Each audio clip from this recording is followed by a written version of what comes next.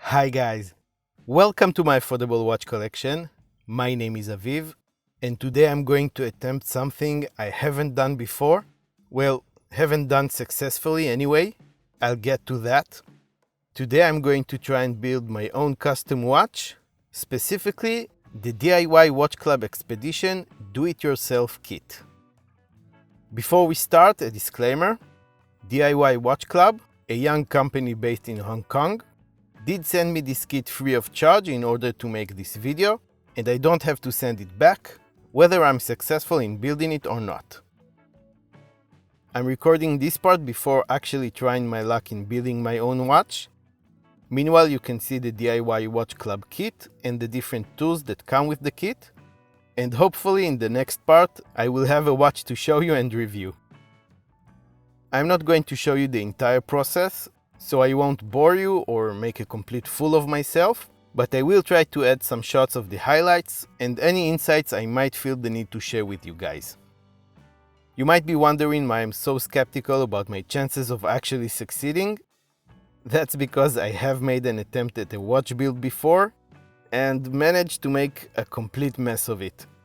I bought a dial, an NH35 movement, and a set of hands, and managed to destroy each one of those parts beyond repair. I guess you can say I'm all thumbs when it comes to this kind of delicate work, so it is going to be very interesting to see how I would fare. So here we go, wish me luck.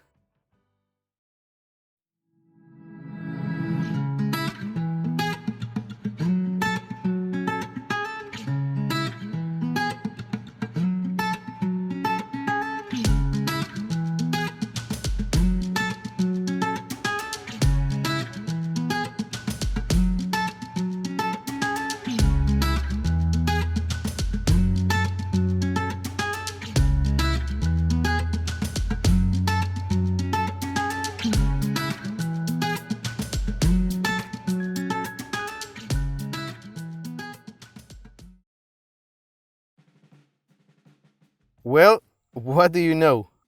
I did it! I actually have a fully assembled watch to show you guys. And you know what? It really wasn't as hard as I thought it would be. The video tutorials were clear and comprehensive. Each step was explained and demonstrated very well. And all in all, it took me 1 hour and 50 minutes from start to finish. I didn't take too many photos during the process because I was really trying to concentrate and not mess it up. So do forgive me for that. So let's first get the measurements of the DIY Watch Club Expedition. The width of the case is 38 millimeters. Its thickness is 12.3. The distance between the lugs is 20 millimeters. Lug tip to lug tip is 45.5 millimeters. And on the supplied strap, the watch weighs 84 grams. DIY Watch Club deemed the Expedition as 100 meters water resistant, but considering the fact that it doesn't have a screw-down crown and that, well, I did assemble it myself, I wouldn't feel 100% comfortable with testing that claim. This version of the DIY Watch Club Expedition is actually a limited edition, and I'm not sure as to its availability at the time you're watching this video. It has a cool red wine colored dial with both a sunburst effect and a fumey effect, transitioning from the black edges of the dial to its red center. There's a black rehaut ring with a white minute track printed on it. It was very easy to connect it to the dial, but it did have a slight misalignment problem. The video tutorial actually showed me how to fix that, and that too was a breeze. In fact, it was so easy to realign the minute track with the dial that I'm genuinely surprised that so many companies managed to get it wrong, and that's with their teams of experienced watchmakers. After that, there's a set of applied indices, highly polished and filled with lume. We have a downwards facing triangle at the 12 o'clock position, double buttons at the 6 and 9, circles everywhere else, and the date complication window where the 3 o'clock indice would have been. There's an applied D logo under the 12 o'clock marker, and the model's reference number is printed in white right below it. Automatic and water resistant are printed at the 6 o'clock position. The handset DIY watch club used on their expedition watches is pretty cool in my opinion. We have a pencil-shaped minute hand with a narrow base, a wide arrow-shaped hour hand, and a sleek and slim needle-shaped seconds hand with a small arrowhead tip on the counterbalance. All three hands are highly polished and loomed, and the hour and minute hands are faceted. Mounting the hands was the trickiest part to assemble on the watch. At some point I was asking myself if I really need a seconds hand on my watch, but I did manage to get it on there eventually. The tutorial videos did a great job explaining the process in 3 different methods. The lume on this watch is surprisingly good. It is Swiss BGW9 Superluminova that shines in an icy cold blue light and lasts for quite some time. Another aspect I was pleasantly surprised by is the quality of the finishing of the case. It features a mixture of finishes that are done extremely well. The tops of the lugs and the sides of the case are very nicely brushed, and the fixed bezel and the chamfered edges are highly polished. The case comes already mounted with the crystal. You can choose either a mineral glass or a sapphire crystal at extra charge, which DIY Watch Club were kind enough to provide with my kit. When you look at the side profile of the watch, you see that the crystal does protrude over the bezel, but also that the lugs are drilled and curved down significantly to make the watch wear wonderfully on the wrist. The crown at the 3 o'clock position is signed with the brand's D.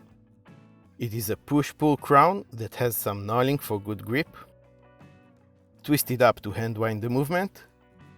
Pull it out one click and twist down to set the date.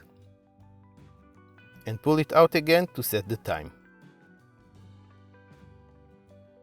The case back screws down into place and features an exhibition window with a mineral crystal.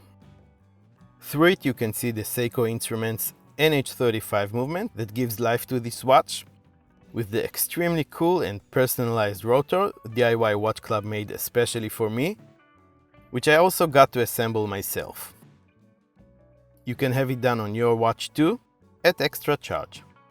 How cool is that? On the stainless steel ring that holds the case back in place, we have some engraved information about the Expedition watch. Starting from the bottom, it has the D logo again, water resistant 100 meters or 333 feet, the watch's serial number, DIY Watch Club, automatic, and the coolest detail of them all, hand assembled. With the kit you get a very good black FKM rubber strap.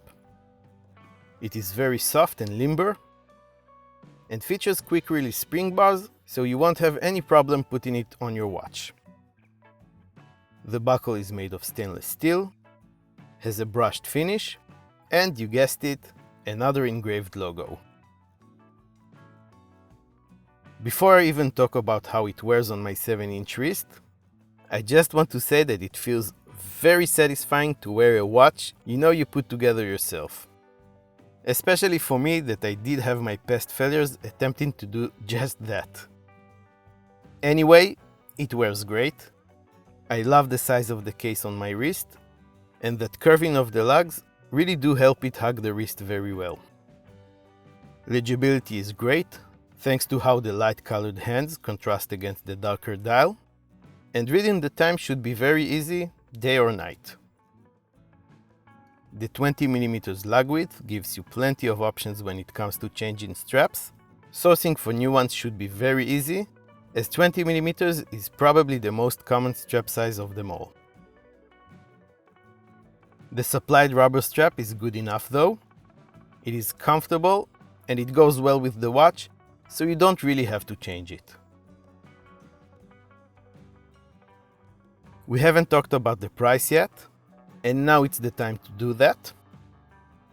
The basic expedition kit cost $288 US, and you can get different elements and upgrades at extra cost. A sapphire crystal will cost you $27. A customized rotor costs $45. You can choose an upgraded sandwich dial for another $40.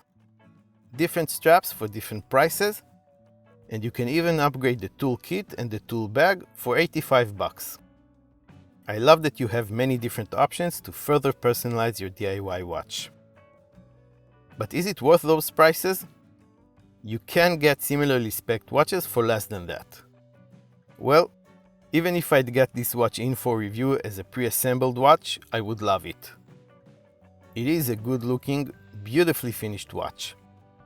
The fact that I got to assemble it myself, and the fact that it is personalized with my channel's name on the rotor, just adds to my love for this watch. I learned a lot, and picked up some skills I'm sure will come in handy in the future. With the DIY Watch Club kit, you don't only buy yourself a really cool watch, you also buy an experience, a crash course in watch building and modding, and a set of good quality tools to exercise your newly acquired set of skills, all in one place. Oh, and if you encounter any problem along the way, there's always someone who can help you figure it out, whether it's someone from DIY Watch Club's support team, or someone from their designated Owners Community Forum.